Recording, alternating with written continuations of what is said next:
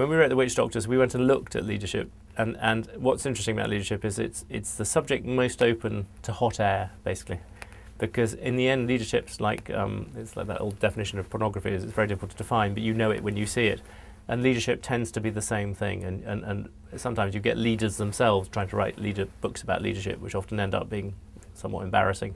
You get attempts where people go back and they look at Alexander the Great, or they look at some historical figure and try and draw great lessons from it.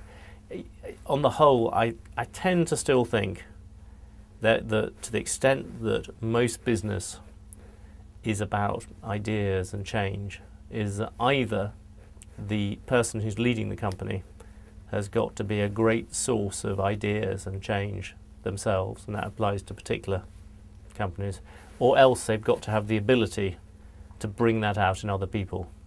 And those two things go together.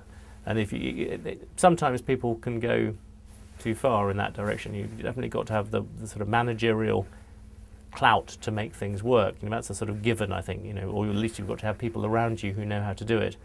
But you look at the sort of business people who really changed industries. You look at Bill Gates or Rupert Murdoch. There's an urgency.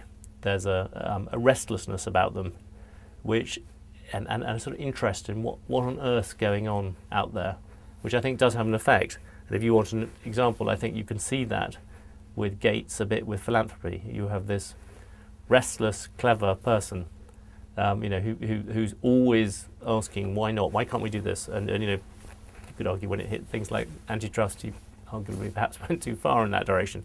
But that was basically a very good thing.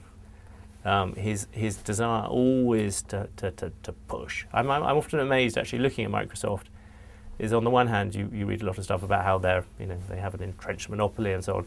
Okay, that's we at The Economist we've been critical of a lot of that. But the other thing about Microsoft is they're transparently not a lazy company. They've had this force pushing them to try and do more stuff, and that type of ability I think is terribly important.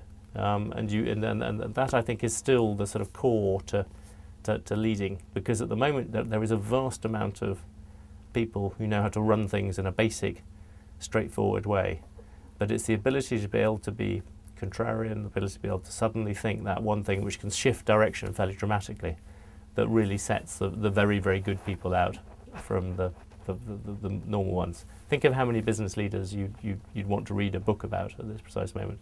There's not that many.